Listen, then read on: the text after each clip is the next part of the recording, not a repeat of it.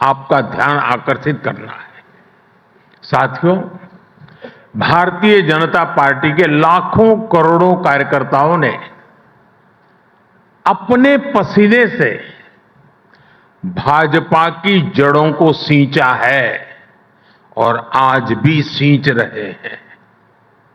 और इतना ही नहीं, केरला, पश्चिम बंगाल, जम्मू कश्मीर, ऐसे कुछ राज्यों में हमारे सैकड़ों कार्यकर्ताओं ने अपने खून से भी भाजपा की जड़ों को सींचा है। जिस पार्टी के पास ऐसे समर्पित कार्यकर्ता हो, उनके लिए सिर्फ चुनाव जीतना ध्येय नहीं होता, बल्कि वो जनता का दिल जीतने के लिए सेवा भाव से उनके लिए निरंतर काम करते हैं। साथियों, देश के विकास के लिए बहुत जरूरी है कि विकास का लाभ सभी तक पहुंचे।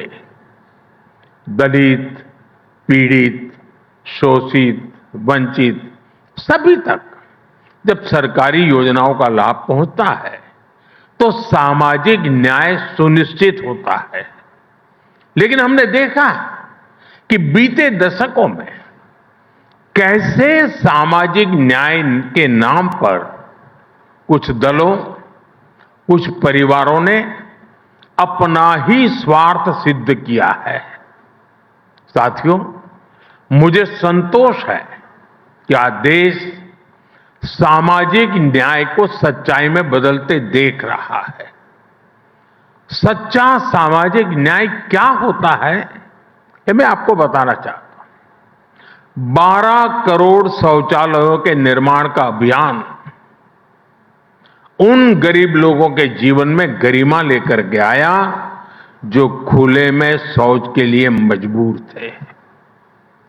57 करोड़ जनधन बैंक खातों ने उन लोगों का फाइनेंशियल इंक्लूजन किया जिनको पहले की सरकारों ने एक बैंक खाते के लायक तक नहीं समझा था। 4 करोड़ गरीबों को पक्के घरों ने गरीबों को नए सपने देखने का साहस दिया, उनकी रिस्क टेकिंग कैपेसिटी बढ़ाई है। साथियों, बीते 11 वर्षों में सोशल सिक्योरिटी पर जो काम हुआ है वो अद्भुत है। आज भारत के करीब 94 करोड़ लोग सोशल सिक्योरिटी नेट के दायरे में आ चुके हैं। और आप जानते हैं 10 साल पहले क्या स्थिति थी? सिर्फ 25 करोड़ लोग सोशल सिक्योरिटी के दायरे में थे, आज 94 करोड़ हैं। यानी सिर्फ 25 करोड़ लोगों तक सरकार की सामाजिक सुरक्षा योजनाओं का लाभ पहुंच रहा था। अब ये संख्या बढ़कर 94 करोड़ पहुंच चुकी है। और यही तो सच्चा सामाजिक न्याय है। और हमने सोशल सिक्योरिटी नेट का दायरा ही नहीं बढ़ाया, हम लगातार सैचुरेशन के मिशन पर काम कर रहे हैं। यानी किसी भी योजना के लाभ से एक भी लाभार्थी छूटे नहीं। और जब कोई सरकार इस लक्ष्य के साथ काम करती है, हर लाभार्थी तक पहुंचना चाहती है, तो किसी भी तरह के भेदभाव की गुंजाइश भी खत्म हो जाती है। ऐसे ही प्रयासों की वजह से पिछले 11 साल में 25 करोड़ लोगों ने गरीबी को परास्त करके दिखाया है। और तभी आज दुनिया भी ये मान रही है, डेमोक्रेसी डिलीवर्स। साथियों, मैं आपको एक और उदाहरण दूंगा। आप हमारे एस्पिरेशनल डिस्ट्रिक्ट प्रोग्राम का अध्ययन करिए। देश के 100 से अधिक जिले ऐसे थे जिन्हें पहले की सरकारें पिछड़ा घोषित करके भूल गई थी। सोचा जाता था कि यहां विकास करना बड़ा मुश्किल है। अब कौन सर खपाए ऐसे जिलों में? जब किसी अफसर को पनिशमेंट पोस्टिंग देनी होती थी तो उसे उन पिछड़े जिलों में भेज दिया जाता था कि जाओ वहीं रहो। आप जानते हैं इन पिछड़े जिलों में देश की कितनी आबादी रहती थी? देश के 25 करोड़ से ज्यादा नागरिक इन पिछड़े जिलों में रहते थे। साथियों, अगर ये पिछड़े जिले पिछड़े ही रहते तो भारत अगले 100 साल में भी विकसित नहीं हो पाता। इसलिए हमारी सरकार ने एक नई रणनीति के साथ काम करना शुरू किया। हमने राज्य सरकारों को ऑन बोर्ड लिया। कौन सा जिला किस डेवलपमेंट पैरामीटर में कितने पीछे है, उसकी स्टडी करके हर जिले के लिए एक अलग रणनीति बनाई। देश के बेहतरीन अफसरों को, ब्राइट और इनोवेटिव यंग माइंड्स को वहां नियुक्त किया। इन जिलों को पिछड़ा नहीं, एस्पिरेशनल माना। और आज देखिए देश के ये एस्पिरेशनल डिस्ट्रिक्ट्स कितने ही डेवलपमेंट पैरामीटर्स में अपने ही राज्यों के दूसरे जिलों से बहुत अच्छा करने लगे हैं। छत्तीसगढ़ का बस्तर, वो आप लोगों को तो बड़ा फेवरेट है। एक समय आप पत्रकारों को वहां जाना होता था तो प्रशासन से ज्यादा दूसरे संगठनों से परमिट लेनी होती थी। लेकिन आज वही बस्तर विकास के रास्ते पर बढ़ रहा है। मुझे नहीं पता कि इंडियन एक्सप्रेस ने बस्तर ओलंपिक को कितनी कवरेज दी, लेकिन आज रामनाथ जी ये देखकर बहुत खुश होते हैं कि कैसे बस्तर में अब वहां के युवा बस्तर ओलंपिक जैसे आयोजन कर रहे हैं। साथियों, जब बस्तर की बात आई है तो मैं इस मंच से नक्सलवाद यानी माओवादी आतंक की भी चर्चा करूंगा। पूरे देश में नक्सलवाद माओवादी आतंक का दायरा बहुत तेजी से सिमट रहा है, लेकिन कांग्रेस में ये उतना ही सक्रिय होता जा रहा था। आप भी जानते हैं बीते 5 दशकों तक देश का करीब करीब हर बड़ा राज्य माओवादी आतंक की चपेट में रहा।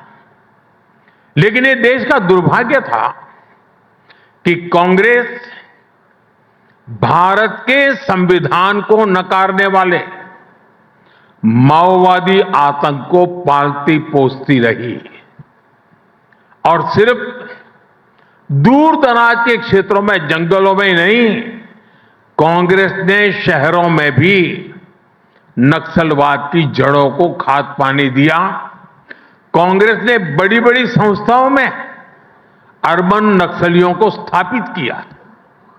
साथियों, 10-15 साल पहले कांग्रेस में जो अर्बन नक्सली माओवादी पैर जमा चुके थे, वो अब कांग्रेस को मुस्लिम लीगी माओवादी कांग्रेस एमएमसी बना चुके हैं। और मैं आज पूरी जिम्मेदारी से कहूंगा कि मुस्लिम लीगी माओवादी कांग्रेस अपने स्वार्थ में देश हित को तिलांजलि दे चुकी है। आज की मुस्लिम लीगी माओवादी कांग्रेस देश की एकता के सामने बहुत बड़ा खतरा बनती जा रही है। साथियों, आज जब भारत विकसित बनने की एक नई यात्रा पर निकल पड़ा है तो रामनाथ गोयनका जी की विरासत और भी प्रासंगिक है। रामनाथ जी ने अंग्रेजों की गुलामी से डटकर टक्कर ली। उन्होंने अपने एक संपादकीय में लिखा था, मैं अंग्रेजों के आदर्श पर अमल करने के बजाय अखबार बंद करना पसंद करूंगा। इसी तरह जब इमरजेंसी के रूप में देश को गुलाम बनाने की एक और कोशिश हुई, तब भी रामनाथ जी डटकर खड़े हो गए थे। और ये वर्ष तो इमरजेंसी के 50 वर्ष पूरे होने का भी है।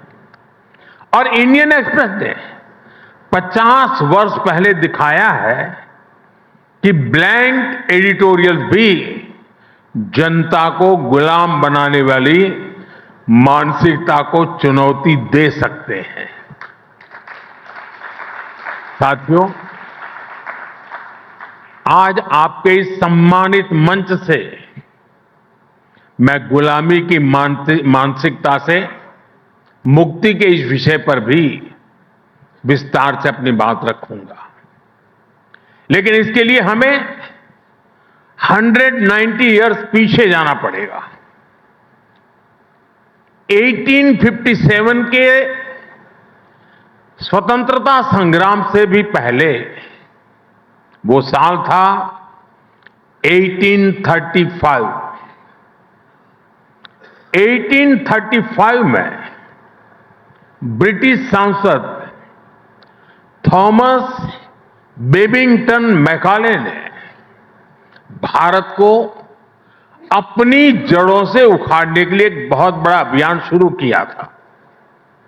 उसने ऐलान किया था, मैं ऐसे भारतीय बनाऊंगा, वो दिखने में तो भारतीय होंगे लेकिन मन से अंग्रेज होंगे। और इसके लिए मैकाले ने भारतीय शिक्षा व्यवस्था में आमूलचूल परिवर्तन नहीं बल्कि उसका समूल नाश कर दिया।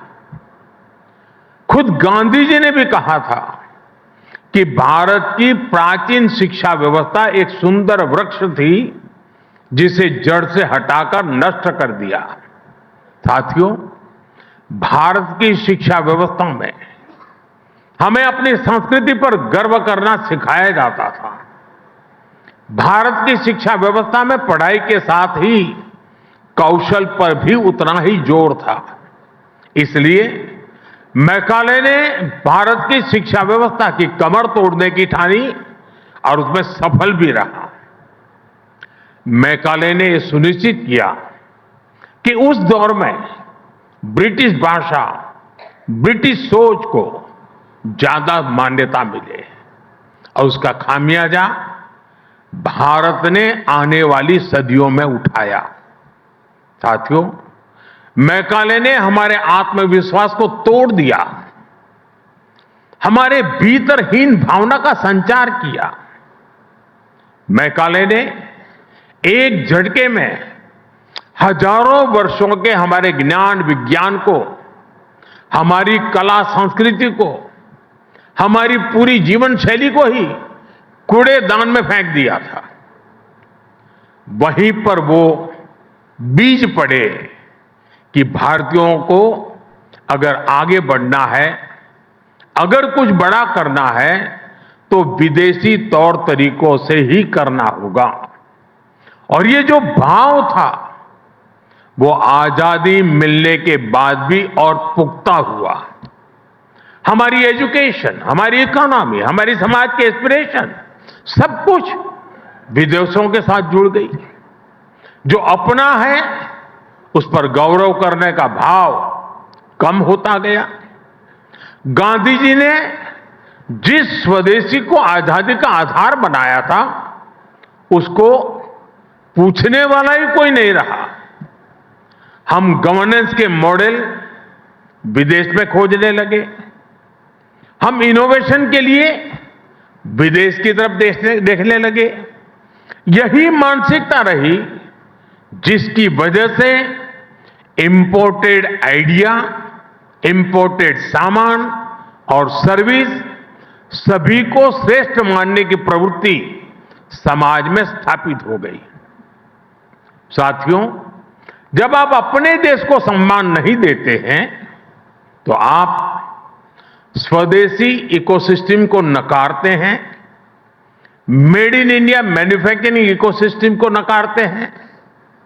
मैं आपको एक और उदाहरण टूरिज्म की बात करता हूं। आप देखेंगे कि जिस भी देश में टूरिज्म फला फूला वो देश वहां के लोगों अपनी ऐतिहासिक विरासत पर गर्व करते हैं। हमारे यहां इसका उल्टा ही हुआ। भारत में आजादी के बाद अपनी विरासत को दुत्कारने के ही प्रयास हुए। जब अपनी विरासत पर गर्व नहीं होगा तो उसका संरक्षण भी नहीं होगा। जब संरक्षण नहीं होगा तो हम उसको ईंट पत्थर के खंडहरों की तरह ही ट्रीट करते रहेंगे। और ऐसा हुआ भी।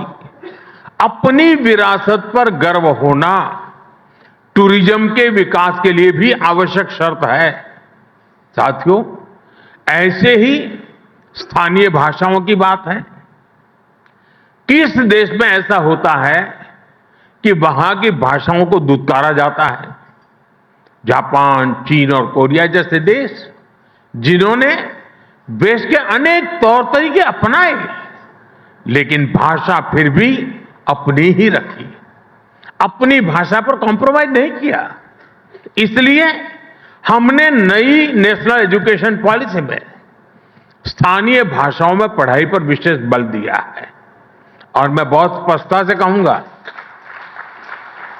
हमारा विरोध अंग्रेजी भाषा से नहीं है, हम भारतीय भाषाओं के समर्थन में हैं। साथियों, मैकाले द्वारा किए गए उस अपराध को 1835 में जो अपराध किया गया, 2035 10 साल के बाद 200 साल हो जाएंगे।